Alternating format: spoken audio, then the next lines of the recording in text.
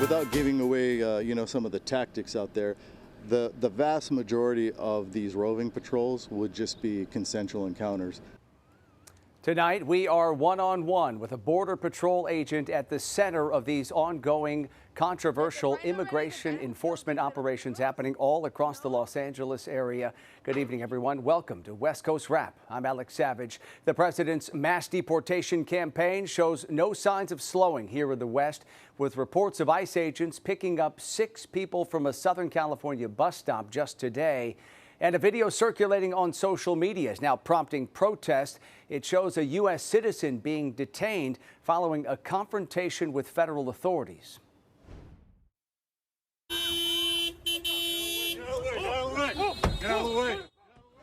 This is just some of the video that's circulating online. ICE agents picked up a Walmart employee in LA's Pico Rivera neighborhood. The man is accused of interfering in an ICE arrest and also assaulting an agent. Fox 11's Matthew Seedorf spoke with a Border Patrol agent directly involved in these operations about this stepped-up immigration enforcement effort.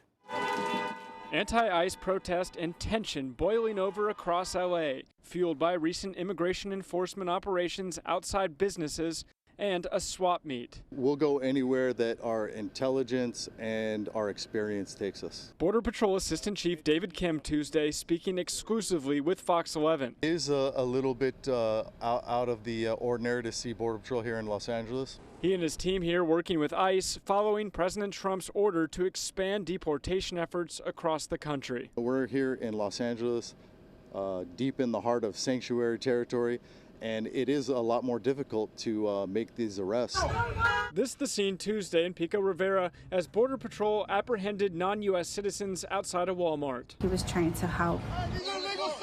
Adrienne Martinez's mother spoke with Fox 11 and said her son was arrested for trying to help those getting apprehended. He was telling them, leave him alone, he's just working.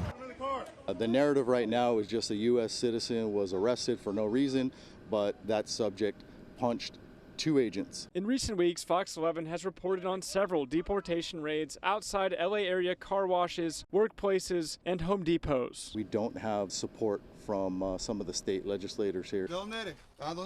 That's forcing us to go out and do roving patrols. Kim argues sanctuary immigration policies in California have them conducting these operations on the street instead of in jails. How do you determine who to pull over, who to stop, and who to ask where they're from? Without giving away, some of the tactics out there, the vast majority of these roving patrols would just be consensual encounters. And we know where to look, and we know the indicators. Residents and workers have expressed their concerns and fears. Everybody's scary right now. Nobody want to come to war. Well, LA Mayor Karen Bass says the raids are wrong. But when you raid Home Depots and workplaces, when you tear parents and children apart, you're not trying to keep anyone safe. She argues that this isn't making LA safer. Well, I would argue just yesterday we were doing some roving patrols, and we encountered some folks at a Home Depot. One of those subjects that we encountered was an illegal alien who back in 2015 had sexual intercourse with a minor under 16. Agents watching the protest even outside their own hotels, saying they won't back down. Immigrants, those that are here legally, have nothing to worry about. But if you are here illegally, my recommendation is to self-deport. And that was Fox 11's Matthew Seedorf reporting tonight. 2,000 more National Guard troops are now headed to L.A. The Defense Department says their deployment will put the number of Guard troops responding to the fallout over immigration enforcement in L.A. at 4,100. There are also 700 active duty Marines that are on duty on the ground. Military officials insist the troops will not engage in law enforcement activities like making arrests. This move by the Trump administration comes as an appeals court in San Francisco is considering who has authority over National Guard troops. California Governor Gavin Newsom says the Trump administration's deployment breaches state sovereignty. We have an update tonight on the University of Utah student who's been detained by ICE since June 5th. 19-year-old Caroline Goncalves was granted bond today, and she should be released within the next 24 hours. A sheriff's deputy in Mesa County, Colorado, pulled Goncalves over for a traffic violation. ICE then showed up at that scene after the deputy entered information about the traffic stop into a signal chat group that includes local, state, and federal law enforcement. Goncalves' loved ones say they can't wait to see her. But she's doing okay, and she's been able to talk to her family and call them. We love her a lot, and that we really do miss her and care for her. We're really excited to see her soon. The Mesa County Sheriff's Office says it was unaware the Signal chat group was used for anything other than drug interdiction efforts. It has removed all employees from that group chat. In Arizona, advocates tonight are calling on the mayor of Phoenix to stop allowing ICE agents inside city jails. The group says Phoenix police are also protecting ICE agents outside of immigration court and that ICE is targeting nonviolent minor offenders.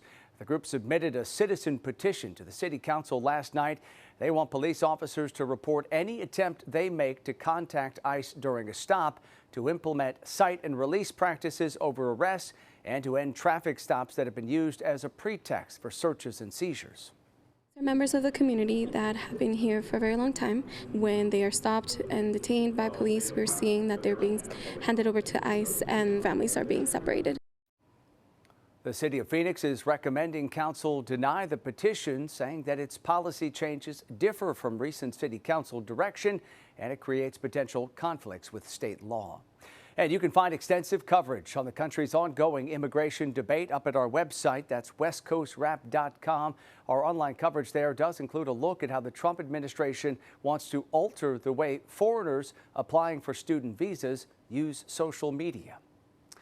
Today, a judge hinted the trial of the man accused of killing 4 college students in Idaho will begin in August, despite the defense's request for a delay.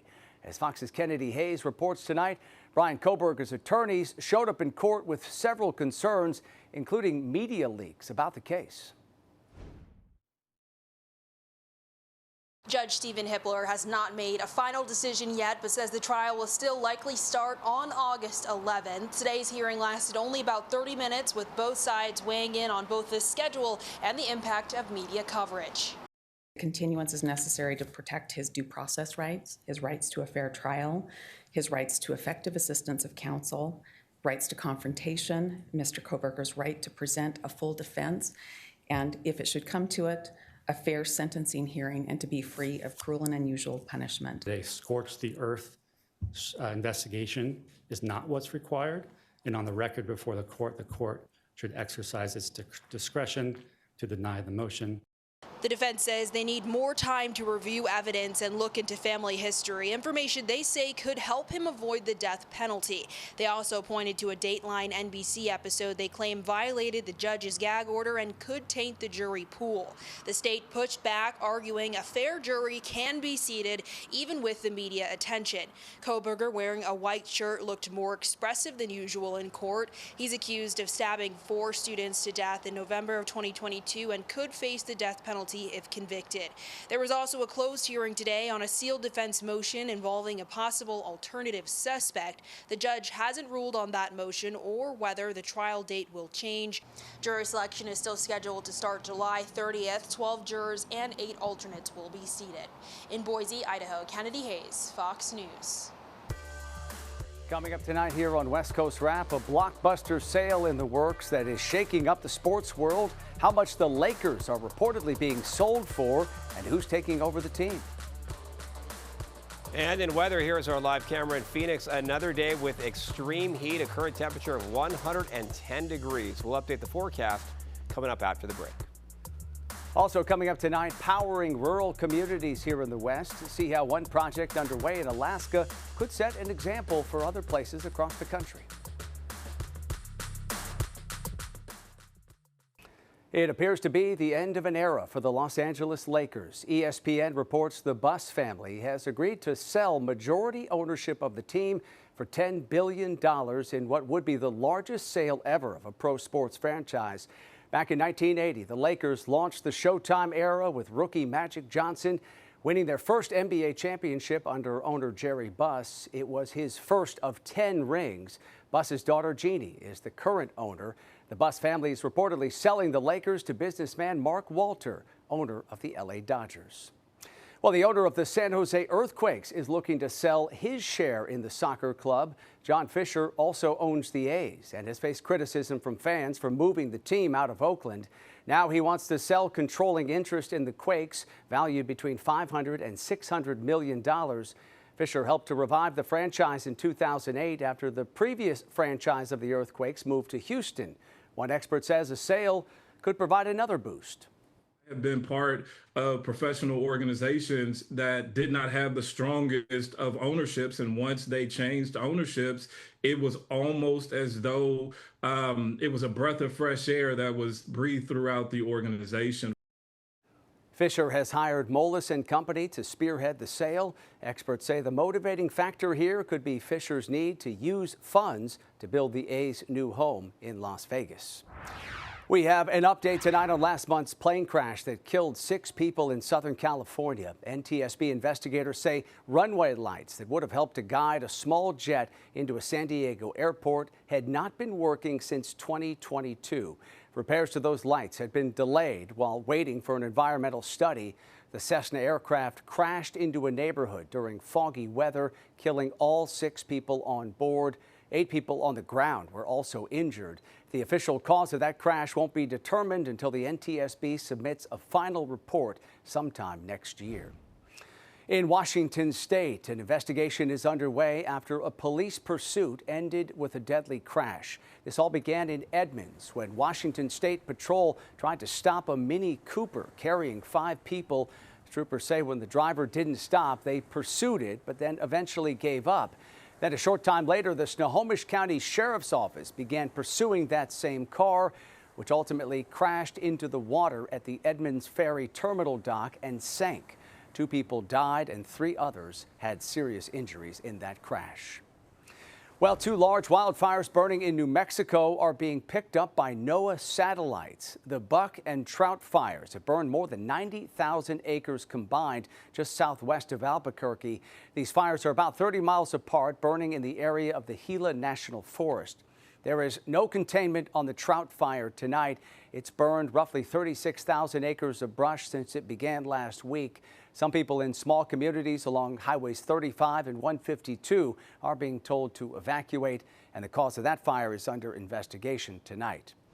We continue tracking the extreme heat all across the West with people on alert, especially in Las Vegas tonight. This is a live look at the valley here where an extreme heat warning is in effect right now. That same warning also in effect for parts of Southern California and Nevada. Let's bring in KTVU Chief Meteorologist Mark DeMaio, who is tracking this week's soaring temperatures. Hey, Mark. Hi there, Alex. Yeah, big time heat, extreme heat. We're taking a look at the Phoenix temperatures right now. So the last time Phoenix was below 100 degrees, that was June 4th. Since then, you can see the stretch of triple digits, which you would expect this time of year, but those temperatures have been exceeding 110 degrees a few days. In fact, today up to 114 degrees, and the heat will continue for tomorrow. Right now, it's 109 degrees in Tucson, Las Vegas 108. Palm Springs 114. Actually, these are the highs from today. Excuse me.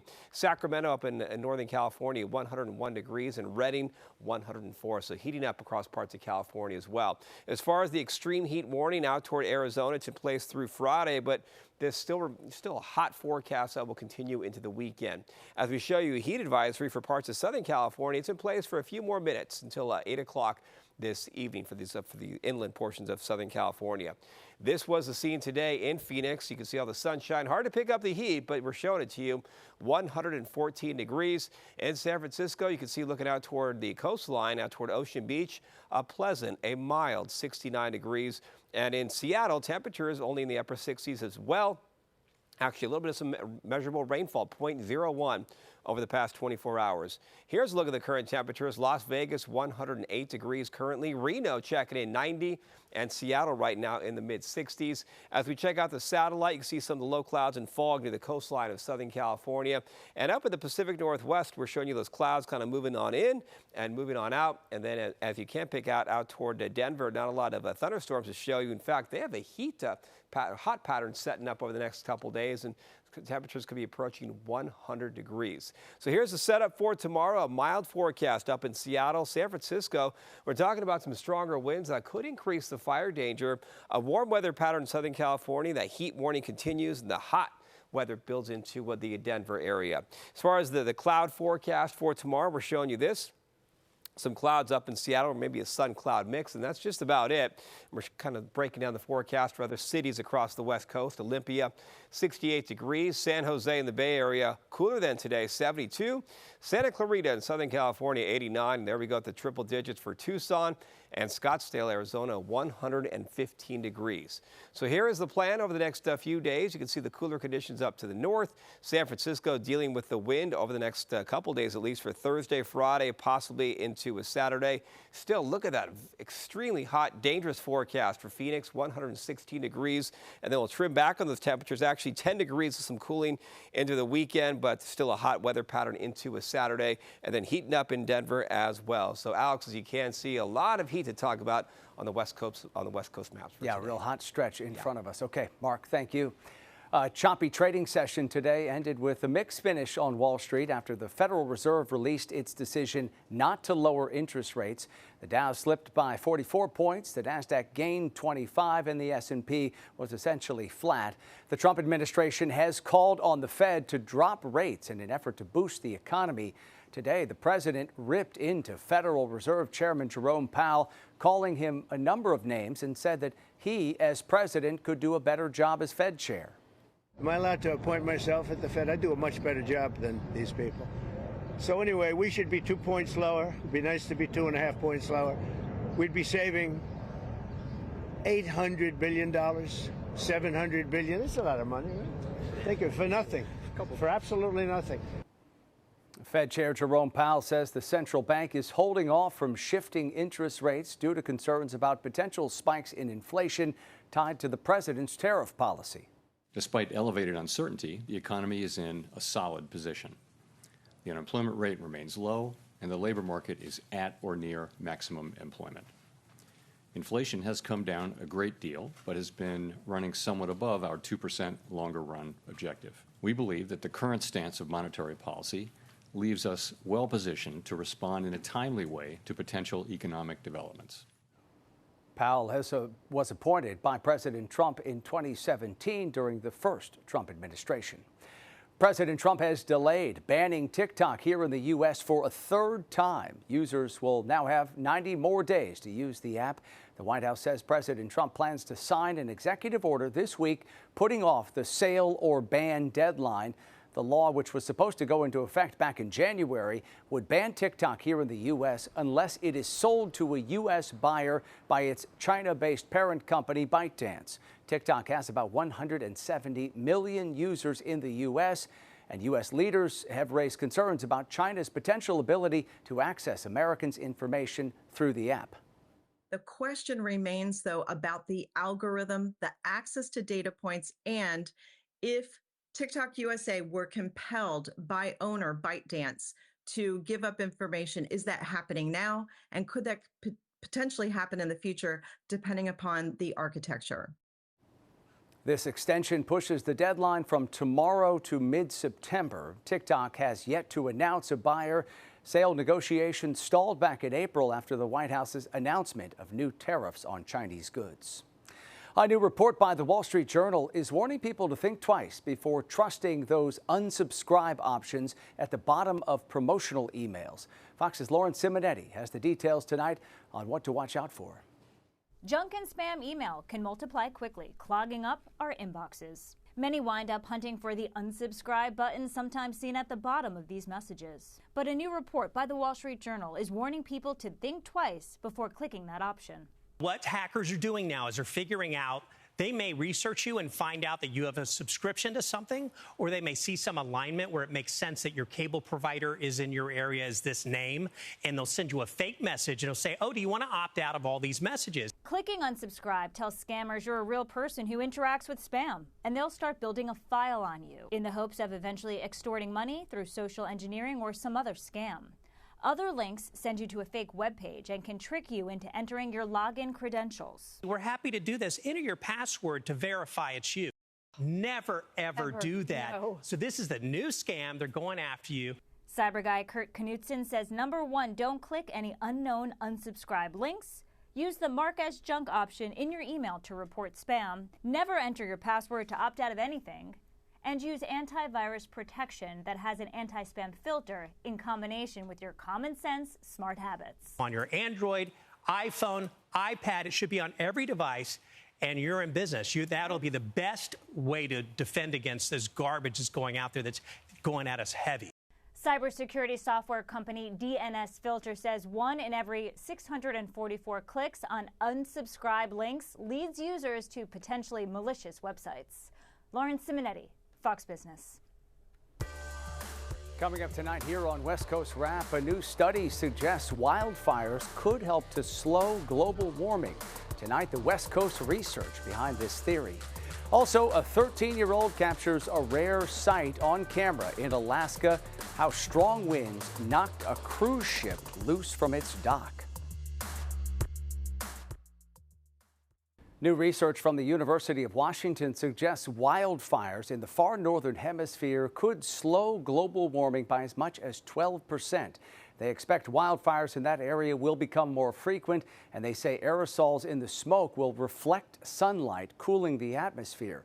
UW researchers say recent climate change projection models haven't taken into account the likelihood we'll see a surge of wildfires in the far northern hemisphere. Well, nearly 2 years after Hawaii's devastating wildfires, Maui is marking a milestone in the recovery. Dump trucks are beginning to move about 400,000 tons of wildfire debris to a final disposal site. Maui County officials expect it will take those trucks about 5 months to complete this mission. In August of 2023, Maui experienced the deadliest fire in modern U.S. history. Flames swept through communities, including Lahaina, killing a total of 102 people. A groundbreaking solar project is underway in rural Alaska. The village of Galena and the Loudoun tribe are installing a massive solar farm to reduce reliance on expensive diesel fuel. Combined with an existing biomass plant, the system aims to stabilize energy costs and provide clean backup power. I have to go through and get diesel for myself and here and then, and which is pretty pricey, about like 8 something a gallon, which is kind of absurd for city prices. And yeah, it's really exciting to see this help out the community a lot.